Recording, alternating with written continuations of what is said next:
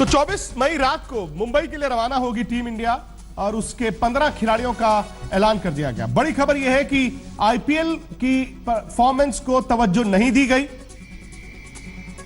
IPL को नहीं देखा गया और कोई बड़ा बदलाव नहीं है। गौतम गंभीर के नाम पर चर्चा नहीं हुई, सुरेश रैना टीम में नहीं है और भारत की जो 15 खिलाड़ी हैं उनका नाम एक एक कर मैं आपको बता देता हूं। विराट कोहली, रोहित शर्मा, शिखर धवन, अजिंक्य रहाणे,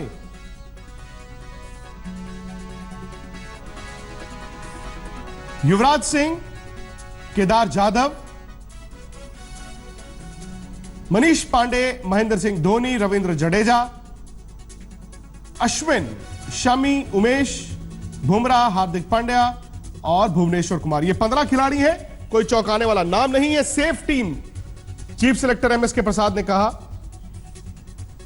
हालांकि एक आधे नाम को लेकर चर्चा जरूर हो सकती थी, लेकिन ना तो गंभीर के नाम पर चर्चा हुई ना ही रैना की वापसी हुई। चीफ सिलेक्टर ने यह जरूर कहा कि हमने ऋषभ पंत, कुलदीप यादव, सुरेश रैना, शार्दुल ठाकुर और दिनेश कार्तिक के नाम पर चर्चा की थी, लेकिन उन्हें टीम में जगह नहीं मिली। मेरे साथ मदन जी है, मेरे साथ निखिल चोपड़ा है, सौरव गांगुली भी जुड़ने वाले हैं। और पहला सवाल आपसे मदन जी, ये आईपीएल को तवज्जो ना देना, क्या ये कंसिस्टेंसी दिखाता है कि ठीक है यार वो तो 50-50 ओवर की टूर्नामेंट है, या फिर आपको हालिया फॉर्म चाहिए? क्योंकि ऐसा नहीं है कि जो 50 ओवर की क्रिकेट खेलने जाएगा वो 20 ओवर नहीं खेल रहा। नहीं, देखिए, सबसे पहले तो मैं ये कहूंगा कि इसमें कोई ज़्यादा सरप्राइज नहीं है, पर मेरे को खुशी इस बात की है इसको अपना केदार यादव और मनीष पांडे को चांस मिला। इसमें जो आप बात करें थे, हाँ, जो टीम में थे, इसकी बात मैं आगे जोड़ना चाहूंगा कि इनका प्रदर्शन जो है 50-50 ओवर में काफी अच्छा रहा है, क्योंकि मनीष पांडे ने सिडनी में बनाया था, वो बेचारे को उसके बाद चांस ही नहीं मिला, क्योंकि जो ऑस्ट्रेलिया में रन बनाता है उसको 90% थोड़ी सी कंटिन्यू मिल जाती है। पर दूसरा बात है, एक मैं और कहना चाहूंगा कि अजिंक्य रहाणे की जगह डिस्कस हो सकती थी, क्योंकि 50 ओवर में कोई इतना ज्यादा आप या तो उसको ऊपर खिलाएंगे ओपन, या तो वो बाहर बैठेगा, मिडिल ऑर्डर में आप उसको खिला नहीं सकते, तो उसमें ज्यादा डिस्कशन हो सकती थी कि उसकी जगह। पर एक और बात है, जैसे सुरेश रैना, गौतम गंभीर का नाम उन्होंने नहीं डिस्कस किया, सुरेश रैना, क्योंकि इसका कारण ये है कि वो आगे देखना चाहते हैं, इसलिए क्योंकि पीछे से जो है ना बहुत जबरदस्त टैलेंट आ रहा है, क्योंकि अगर वो उसको पीछे लेकर आते हैं इन खिलाड़ियों को तो उसमें पाइल अप होता है, फिर उनको बाहर बैठाना भी थोड़ा सा मुश्किल बात हो जाती है।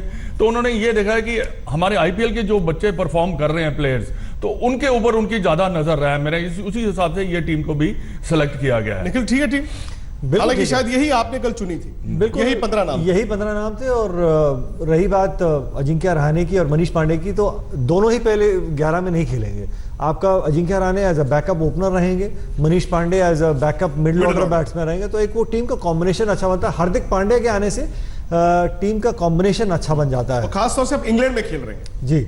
और यहाँ पे शिखर धवन ने बढ़िया प्रदर्शन ऑलरेडी किया हुआ है घरेलू क्रिकेट में, चाहे गौतम गंभीर हालिया फॉर्म में बहुत बेहतरीन अंदाज में बैटिंग कर रहे हैं, पर शायद कप्तान की यही सोच है कि क्योंकि शिखर धवन पार्ट ऑफ भारतीय टीम रह चुके हैं, उन्होंने भी हालिया में एक दिवसीय क्रिकेट में रन बनाए। लेकिन मेरा सवाल यह है कि ऐसा कैसे हो सकता है कि एक इतना बड़ा, फिर तो आईपीएल कराने की क्या जरूरत है? फिर आईपीएल भारतीय क्रिकेट बोर्ड क्यों करवा रहा है? क्या सिर्फ पैसे के लिए करवा रहा है? क्योंकि ऐसा नहीं है, आपको परफॉर्मेंस उसको बिल्कुल नजरअंदाज नहीं करना है। पहले कई साल पहले तो लोग आईपीएल से भारत के लिए खेल के, मनप्रीत गोनी खेल गया, रविंद्र जडेजा आईपीएल से आए थे, अजिंक्य रहाणे आईपीएल से आए थे, तो आप आईपीएल को पूरी तरह से इग्नोर कैसे कर सकते हैं? आईपीएल एक लीग है, इसमें कोई दो राय नहीं है। अगर आपका कोई मेन खिलाड़ी इंजर्ड होता है या वापसी करने की कोशिश कर रहा है, तो उसके साथ जो खिलाड़ी खड़ा है, तब आईपीएल की आपकी जो लीग है उसकी परफॉर्मेंस को तवज्जो दी जाएगी। लेकिन क्योंकि आपने इंग्लैंड की सीरीज अच्छा प्रदर्शन किया है, 50 ओवर की क्रिकेट में जो भारत के लिए खेला उसने बढ़िया प्रदर्शन किया, आप उसको भी नजरअंदाज नहीं कर सकते। बात है विक्रांत की, आईपीएल के जो इन्होंने खिला दिया, ये सिलेक्टर की गलती है। आप आईपीएल से नहीं खिला सकते सीधा अंदर किसी को, आप कि भाई चल आप जाके इंटरनेशनल क्रिकेट को, इतना आसान भी नहीं है। तब आपको लगता है गलत हुआ था? ये ठीक है, ये ठीक है बिल्कुल, बिकॉज देखिए ये जो खिलाड़ी लिए गए इनकी प्रूवन इंटरनेशनल क्वालिटी में इन्होंने रन बनाए हुए हैं। लेकिन मैं ठीक है, मैं फिर डेविल्स एडवोकेट की बात है, ये प्रूवन इंटरनेशनल प्लेयर्स हैं, इन्होंने भारत के लिए परफॉर्म किया है, इन्होंने डोमेस्टिक क्रिकेट में भी परफॉर्म किया है, लेकिन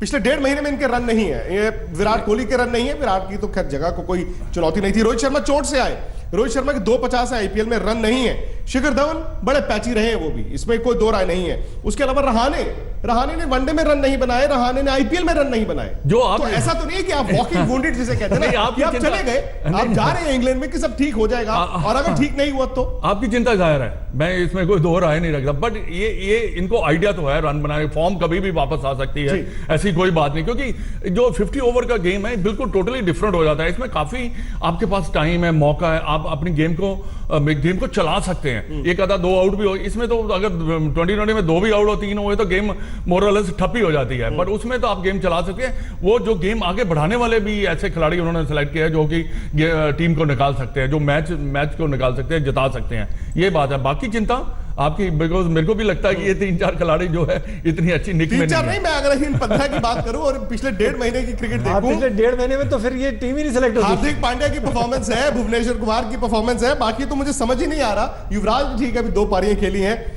अतीत जुड़ गए, चलिए अतीत प्रेस कॉन्फ्रेंस में थे, सिलेक्टर्स से किसी से आपकी बात हुई हो? क्योंकि लग ये रहा है कि सिलेक्टर्स ने वाकई में, जैसे मदन जी और निखिल भी कह रहे हैं, एक सेफ ऑप्शन के साथ चले हैं कि हम उनको लेकर जाएं जो इंटरनेशनल क्रिकेट खेल रहे हैं, जिन्होंने इंटरनेशनल क्रिकेट में परफॉर्म किया है।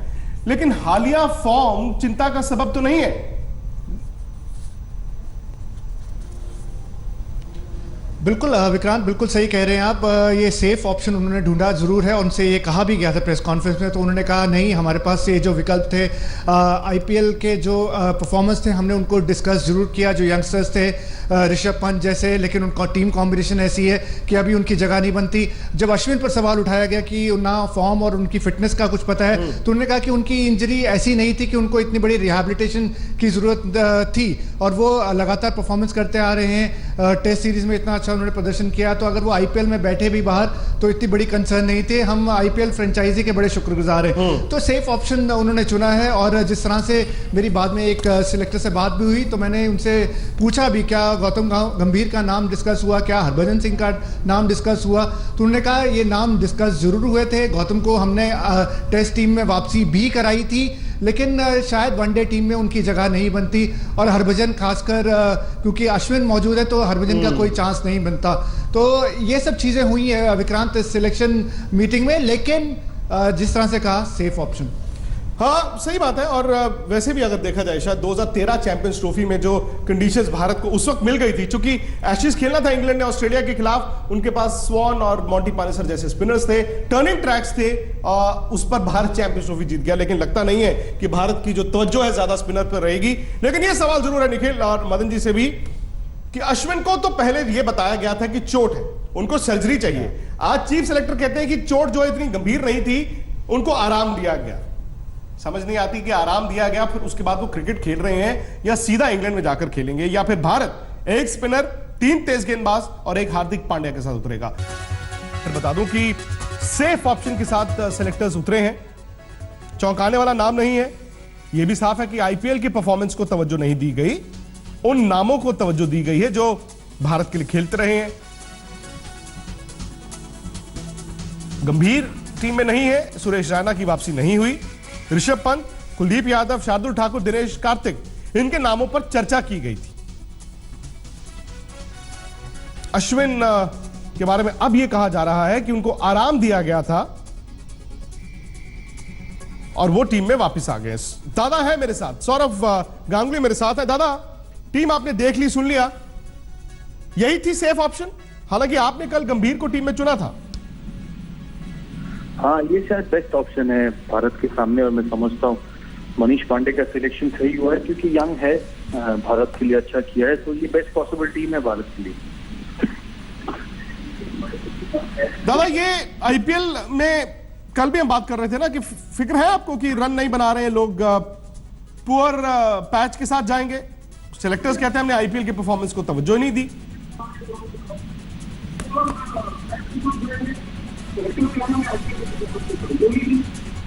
नहीं, मैं समझता हूँ ये सेल्फ सिलेक्टेड टीम है, क्योंकि इंग्लैंड के सामने जो टीम जीता हुआ टीम है, उनको मौका दिया गया है, और जो लड़के टीम में चुने गए हैं उनकी परफॉर्मेंस अच्छी रही है भारत के लिए, तो उनको आईपीएल के परफॉर्म देखकर, एक तो इनके सारे फॉर्म अच्छे थे आईपीएल में, मनीष पांडे हो, रोहित शर्मा हो, शिखर धवन ने भी ठीक खेला, तो मैं समझता हूँ आईपीएल का ज्यादा फर्क नहीं है, क्योंकि इंटरनेशनली भारत के लिए अच्छा किया है तो सारे ऑटोमेटिक चॉइस है। जैसे केदार यादव शायद भारत के लिए सबसे बेहतरीन प्लेयर थे इंडियन सीरीज में, तो उनका चुना जाना ऑटोमेटिक था। तो मैं समझता हूँ इसमें इस टीम सिलेक्ट करने में ज्यादा समय भी नहीं लगा, आपको पता चला होगा आधे घंटे 45 मिनट में टीम हो गया है, और यही जो टीम हम बात करते थे वही टीम हुआ है।